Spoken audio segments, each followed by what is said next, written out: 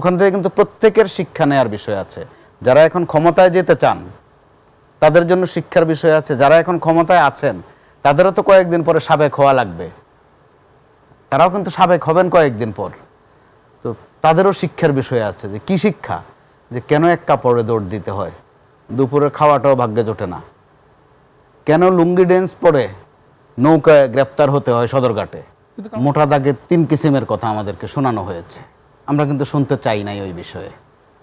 আমরা বলতে দেশের বেশিরভাগ মানুষ শুনতে চেয়েছিল নির্বাচনটা কবে হবে বা এই সরকার আর কতদিন থাকবে। তো ওনারা শোনালেন রোহিঙ্গাদের কথা, সেটাও শুনতে ভালো লেগেছে। কিন্তু তো আবার কখন শোনালেন? প্রথম শোনালেন পবিত্র রমজান মাসে। প্রধান উপদেষ্টা গেলেন, জাতিসংঘের মহাসচিব সহ, টুপিও মাথায় দিলেন তারা, ওখানে ইফতারও খেলেন রোহিঙ্গাদের সাথে। আশা দেখালেন যে এবারের ঈদে না হলো আগামী ঈদটা রোহিঙ্গারা ওখানে গিয়ে করবে। তো রোজা রমজানের মাসে এগুলো শুনতেও কিন্তু ভালো লেগেছে, যদিও প্রসঙ্গ ছিল না। তো এখন তো প্রশ্ন জাগছে যে এই বিষয়ে কি আপনাদের তখন কোনো কথা হয়েছিল জাতিসংঘ মহাসচিবের সাথে? বরং আমাদেরকে তো শোনানো হয়েছে যে আগামী ঈদে তারা যাবে, আমাদেরকে শোনানো হয়েছে সাহায্য সহযোগিতা আরও বাড়ানো হবে। তাহলে মাস দেড়েকের ব্যবধানে আপনারা ভিন্নটা শোনালেন। এই শোনানোর মধ্যে আবার বললেন যে উস্কানিতে যেন কেউ না পড়ে। উস্কানিটা দিল কে? প্রথম বক্তব্যটা আসলো পররাষ্ট্র উপদেষ্টার কাছ থেকে। তিনি বললেন যে আলোচনা হয়েছে। কার সাথে আলোচনা হয়েছে? যদি নীতিগতভাবে সম্মত হয়েছে। হ্যাঁ, তো কে আপনাকে প্রস্তাব দিল, এরপরে আপনি সম্মত, আপনি যে কবুল করলেন, আপনার প্রস্তাবটা দিল কে? বিয়েতেও তো একটা প্রস্তাবনামা আসে, এবং পরক্ষণে কিন্তু প্রধান উপদেষ্টার দপ্তর থেকে বলা হয়েছে যে মানে কোনো আলোচনা হয়নি। বিয়েতেও একটা প্রস্তাব আসে যে অমুকের বেটা অমুকের বেটি এত লাখ টাকা কাবিন, তুমি কবুল করো কিনা। তো আমার কাছে এই কবুলিয়ত নিয়ে আসলো কে? যদি মিয়ানমার থেকে এসে থাকে তাহলে মিয়ানমারের কারা এসেছে? ওখানে 3 কিসিমের সরকার আছে, 3টা সরকার আছে ওখানে, ছোট বড় মিলিয়ে। জান্তা সরকার, যেটাকে আমরা কেন্দ্রীয় সরকার বলি, আরাকান আর্মি, তারাও ছোট মোটো একটা সরকার, অন্তত ওই অঞ্চলটার জন্য। তারপরে সূচির একটা ফাংশন আছে, তিনিও একটা সরকার। তো কে প্রস্তাবটা দিল আপনাদের কাছে? এটা পরিষ্কার করা দরকার ছিল। আর যদি পরিষ্কার করতে সমস্যা থাকে তাহলে এই বিষয়টা সামনে না আনাই ভালো ছিল। তো প্রধান উপদেষ্টার কার্যালয় থেকে বলা হলো না, এ ধরনের কোনো আলোচনা হয়নি। তাহলে আগের জনের কথাটা নাকচ হয়ে গেল। আজ আবার এসে বলা হলো যে এটা উস্কানি আছে, এটার মধ্যে উস্কানিতে যেন কেউ না পড়ে। স্বাভাবিক কারণে প্রশ্ন আসে, উস্কানিটা দিল কে? তো দায়িত্বটা আবার আমাদের সবার, আমরা যেন উস্কানিটা কানে না নেই, গুজবে কান না দেই, অথবা গুজবটা আমাদের কান পর্যন্ত না আসে। তো আপনি কথা ছুটছেন, আবার একজন একটা বলছেন, এগুলোর উদ্দেশ্যটা কি? মোটা দাগে প্রশ্ন দুটো, একটা কি এমন যে গোপন রেখেছিলেন, এখন নানান কথা দিয়ে আমাদেরকে কিছু একটা বুঝ দেওয়ার চেষ্টা করতেন, যেই প্র্যাকটিসটা আমরা গত আমলে দেখেছি। সচিবালয় থেকে ওবায়দুল কাদের সাহেব একটা বললেন, 23 নম্বর বঙ্গবন্ধু অভিনীত থেকে হাসান মাহমুদ একটা বললেন, সন্ধ্যাবেলায় 3 নম্বর ধানমন্ডির থেকে একটা বললেন হানিফ সাহেব। পরদিন প্রশ্ন দেখা গেল কোনটা কার কথা, বলে যে একটা দলের কথা, একটা সরকারের কথা, আর একটা নাই কথা। অর্থাৎ এই যে গোলমালের মধ্যে ফেলা, ওই যে প্র্যাকটিসটা কোনো না কোনোভাবে এখনও তারা করছেন।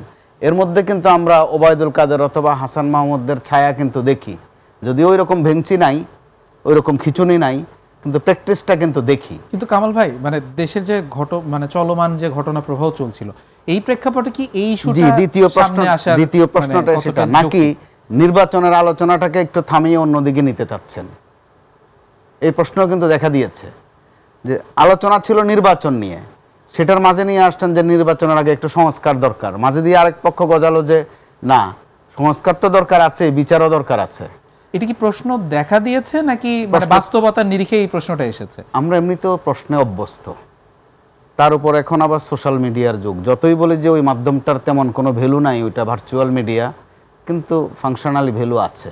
আপনি একটা শুধু যদি ফর্মুলেট করে ছেড়ে দিতে পারেন সুন্দর করে, 2-3 দিন এটা নিয়ে চলে যাবে কিন্তু ঘটনা। তো এটা কিন্তু আমাদের জন্য কাম্য ছিল না। এত বড় একটা বিপ্লবের পর প্রত্যেকেই প্রত্যেকের জায়গায় কিন্তু আমরা সংশোধন হতে পারতাম, আমলে নিতে পারতাম, নিয়তটা পরিষ্কার করতে পারতাম যে কথার চালাকি চাতুরি এগুলো একটু বন্ধ করা দরকার, যে এগুলো করলে কি হয়। ওখান থেকে কিন্তু প্রত্যেকের শিক্ষা নেওয়ার বিষয় আছে। যারা এখন ক্ষমতায় যেতে চান তাদের জন্য শিক্ষার বিষয় আছে, যারা এখন ক্ষমতায় আছেন তাদেরও তো কয়েকদিন পরে সাবেক হওয়া লাগবে, তারাও কিন্তু সাবেক হবেন কয়েকদিন পর। তো তাদেরও শিক্ষার বিষয় আছে, যে কি শিক্ষা, যে কেন এক কাপড়ে দৌড় দিতে হয়, দুপুরে খাওয়াটাও ভাগ্যে জোটে না, কেন লুঙ্গি ড্যান্স পরে নৌকায় গ্রেপ্তার হতে হয় সদরঘাটে। কিন্তু কামাল ভাই একটা বিষয় যদি এখান বলেন থেকে কিন্তু আপনার শিক্ষা অভিজ্ঞতা নেওয়ার থেকে। বিষয় আছে প্রত্যেকের। এখন আমরা যদি শুধু হ্যাঁ, মানে শিক্ষা এটাই দিতেই জানতে থাকি, চাচ্ছি যে মানে আপনার যে অভিজ্ঞতা মানে এতদিনের, আপনার কি মনে হয় যারা ক্ষমতার চেয়ারে থাকে তারা আসলে কতটুকু অভিজ্ঞতা গ্রহণ করে? এবার যারা ক্ষমতায় আছেন এখানে একটা ব্যতিক্রম তো আছে, সেটা আমরা সবাই জানি। তারা প্রত্যেকেই কিন্তু দক্ষ মানুষ, শিক্ষার যে অভিজ্ঞ মানুষ, শিক্ষিত মানুষ, কোনো সন্দেহ নেই। তাদের সততাও মোটামুটি বেশ কয়েকজনের অন্তত প্রশ্নমুক্ত। কিন্তু সরকার পরিচালনায় যা তারা পারছেন না, সেটা কিন্তু স্পষ্ট।